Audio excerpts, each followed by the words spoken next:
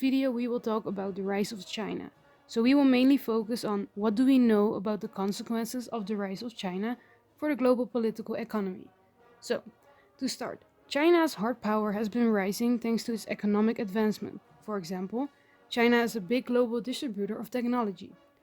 Also, this country is increasing its soft power thanks to the new settlement between countries in which the Chinese government gives young people scholarships to go study abroad.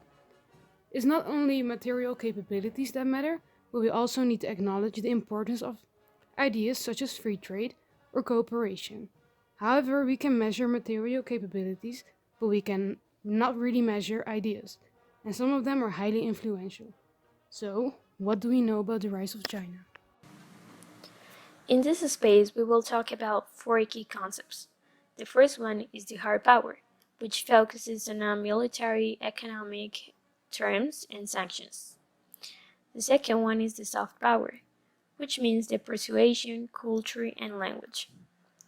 The third one focuses on global political economy, which focuses not only on the nation state, but also increasingly on MNCs, IOs, and NGOs. Last but not least, focuses on trade protectionism and cooperation.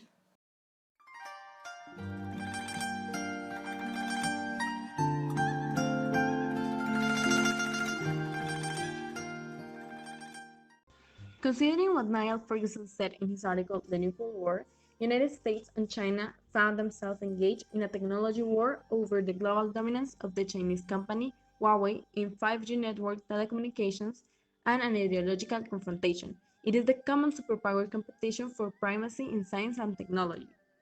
The threat also loomed of a currency war over the exchange rate for the Chinese yuan, which the People's Bank of China has allowed to weaken against the dollar.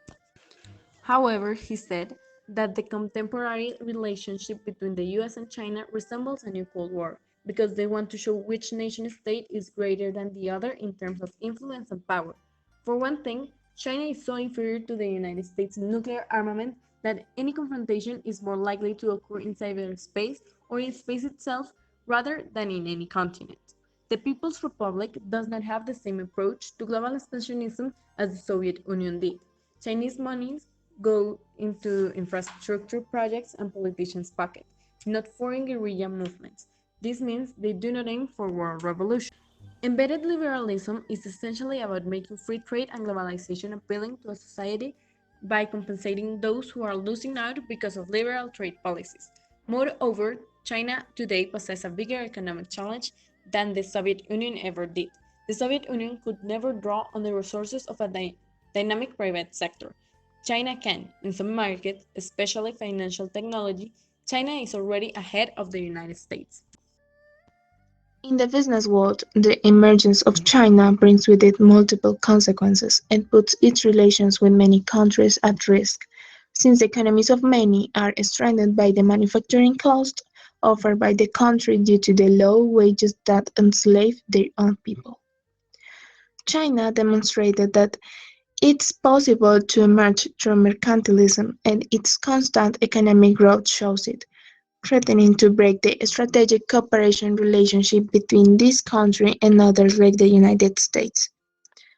China has benefited greatly from trade liberalism, but this change at the global level will bring about an increase in market prices that will be unfavorable to most companies around the world that do business there, as well as those that import or export their products. For answering the question, was it fun making the video? I may say no, because we couldn't meet with all the members and we didn't have their numbers, so the communication part was a bit rough.